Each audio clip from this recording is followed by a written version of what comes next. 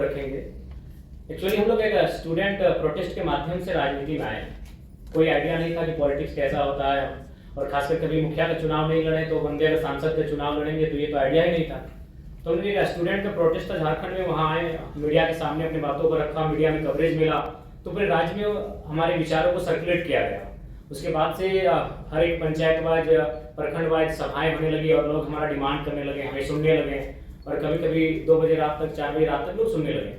तो फाइनली लगभग 1 साल पहले 18 जून को हम लोगों ने डिसाइड किया था कि हम लोग चुनाव लड़ेंगे, और चुनाव लड़ेंगे। हम लोगों ने उसके बाद 6 महीने बाद अपने पार्टी को रजिस्टर के लिए आवेदन दिया, लेकिन अभी तक हमारी पार्टी का रजिस्ट्रेशन भी नहीं हुआ।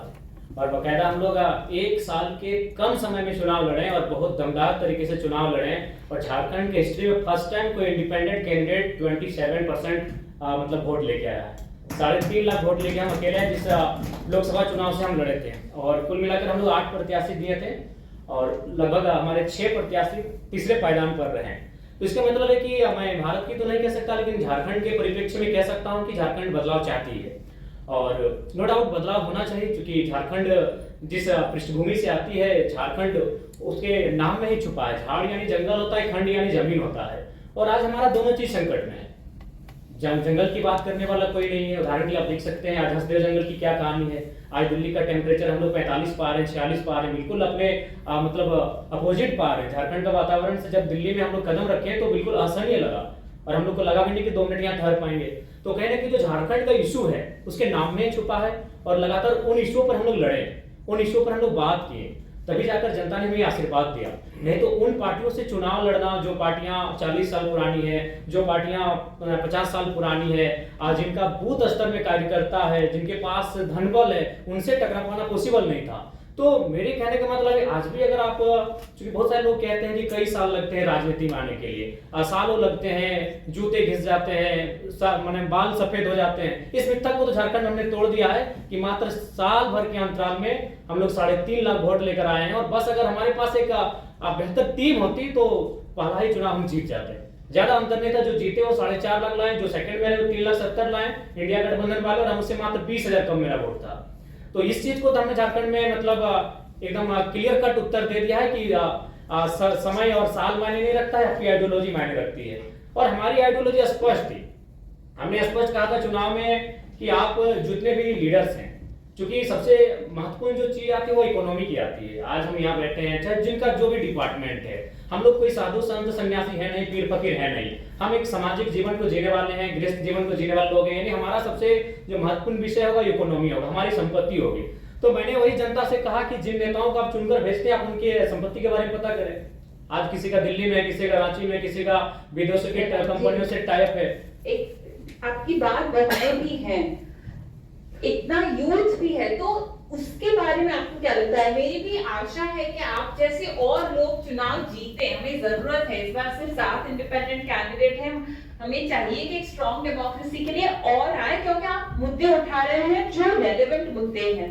पर ये मुद्दे क्या सिर्फ मर्दों के हैं? नहीं, बिल्कुल सबसे ज्यादा प्रभावित तो महिलाएं होती हैं, क्योंकि मैं जिस झारखंड से आता हूं, अगर वहां बात की जाए तो वहां हमारी विधायक मैम जो बैठी हैं आपके बगल में, उनका जो क्षेत्र है वो विस्थापित क्षेत्र है, खनन का क्षेत्र है, माइंस का क्षेत्र है। और जब विस्थापन का बात सामने आता है तो जब लोग विस्थापित होते हैं तो ऑब्वियसली महिलाओं को भी बहुत सारा प्रॉब्लम का सामना करना पड़ता है। मान के चलिए जिस क्षेत्र से विधायक जी आते हैं मैं उस क्षेत्र का आपको परिचय देता हूँ। 4 प्रकार की फसलें आती हैं, वहाँ धान, गेहूं। तो महिलाएं जब अगर विस्थापित ना होती है, क्योंकि झारखंड में अगर बात करें तो आपको विस्थापन की बात करनी होगी, आपको माइंस की बात करनी होगी। जो लोग यहाँ बैठे हैं और इसलिए आप झारखंड को जानते हैं मिनरल्स के लिए, और नो डाउट हम लोग देते हैं 27% कोयला देते हैं, ओवरऑल 40% खरीद देते हैं। तो अगर हम विस्थापन जब ना होता है तो उस समय महिलाओं की भागीदारी होती है, खेती के माध्यम से हो, साग सब्जी के माध्यम से हो, यानी महिलाओं की परस्पर भागीदारी होती है। अगर पुरुष खेत को जोतने का काम करते हैं तो महिलाएं वहां धान उगाने का काम करती है, उसको रोपने का काम करती हैं, और फिर महिलाएं जब धान को काटती हैं तो पुरुष को खेत कर लेकर आते हैं, यानी 50-50% होता है। जब खेत हमारे पास होते हैं तो हमारे पास जो महिलाओं की भागीदारी होती है 50% होती है। लेकिन जब उस क्षेत्र से हम विस्थापित कर जाते हैं, वो क्षेत्र जब गवर्नमेंट किसी परियोजना के लिए ले लेती है तो महिलाएं शून्य हो जाती है, उनके हाथ कट जाते हैं। तो लाइक जब हम लोग न्यू झारखंड की बात करेंगे तो महिलाएं ऑब्वियसली बहुत भारी संख्या में होंगी, और इस चुनाव में हमारे पास जो मेरा वोट बैंक रहा 3.5 लाख, उसमें अगर रेशियो भी देखा जाए तो 60% यूथ थे, बाकी 40% महिलाएं थी। तो कहीं ना कहीं उसमें उस दिशा में हम लोग अच्छा काम किए हैं और महिलाओं को अच्छा कनेक्ट भी किए हैं, क्योंकि महिलाओं ने भी इस समस्याओं को देखा। आज अकॉर्डिंग टू कोरोना के टाइम का जो हमारे पास रिपोर्ट था, उसमें 12 लाख झारखंड के प्रवासी मजदूर मिले और उन प्रवासी मजदूर की जो पीड़ा है, उन महिलाओं ने भी घर बैठकर देखा कि दिवाली है, होली है या ईद है, उनके बेटे उन्हें प्रदेशों से बधाई भेजते हैं, उनके बेटे उनको विदेशों से बैठ के बधाई भेजते हैं। तो कहीं ना कहीं हमने उनको कनेक्ट किया, उन मुद्दों से महिलाओं को भी हमने कनेक्ट किया, इसीलिए महिलाएं भी खुलकर आई और हमारे पक्ष में मतदान की। और हम लोग आशा करते हैं, क्योंकि हम लोग बार बार कहे हम लोग एक लर्नर हैं और आज इस कॉन्फ्रेंस हॉल में हम लोग भी कुछ सीखने के लिए आए हैं। मैं आपको बताना चाहूंगा, मेरे गिरिडीह लोकसभा में 2261 बूथ हैं। हमको लगता है कि 1200 से 1300 बूथ में हमारा बूथ एजेंट बैठा था, 1000 बूथ में हमारा एजेंट नहीं बैठा था, और फिर भी हम लोग वोट गेन करके आए। तो हम लोग ऑब्वियसली लर्नर पीरियड में है और चीजों को जब हम लोग सीखेंगे और जब इस प्रकार दिल्ली में बैठकर, महाराष्ट्र में बैठकर, अन्य प्रदेशों के जाके कॉन्फ्रेंस में बैठेंगे, सेमिनारों में, संगठनों में हम लोग भाग लेंगे और उन चीजों को जब हम लोग सीख कर जाएंगे, कुछ परिपक्व होकर जाएंगे, तो अपने झारखंड में निसंदेह उसका इम्प्लीमेंट करेंगे और बेहतर करेंगे। हम आशा है कि आज जो प्रबुद्ध लोगों के बीच हम बैठे हैं, जब इनसे हम कुछ सीख कर जाएंगे तो आने वाले झारखंड में विधानसभा चुनाव नवंबर में हम लोग बेहतर करेंगे। और अखबार की सुर्खियों ने भी संदेश दिया है, हम लोग बेशक चुनाव हारे हैं, लेकिन आज 4 दिन से लगातार अखबार की सुर्खियों में यही रहा कि जयराम महतो हार के भी झारखंड के राजनीति के नायक बने।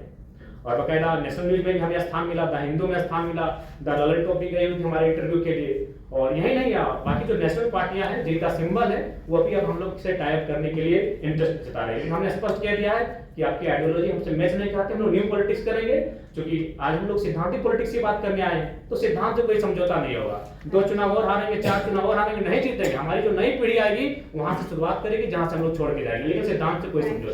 थैंक यू जयराम जी। मेरी एक रिक्वेस्ट है, झारखंड के भी चुनाव आपकी पार्टी में, आपके मंच में महिलाओं का, और अगर उसमें हम कोई भी मदद कर सकते हैं, मुझे पता है हर कोई मदद करना चाहेगा, क्योंकि कभी भी कुछ नया शुरू होता है तो आशा का भी जन्म होता है। So we would love to help in any way possible. With that, I'm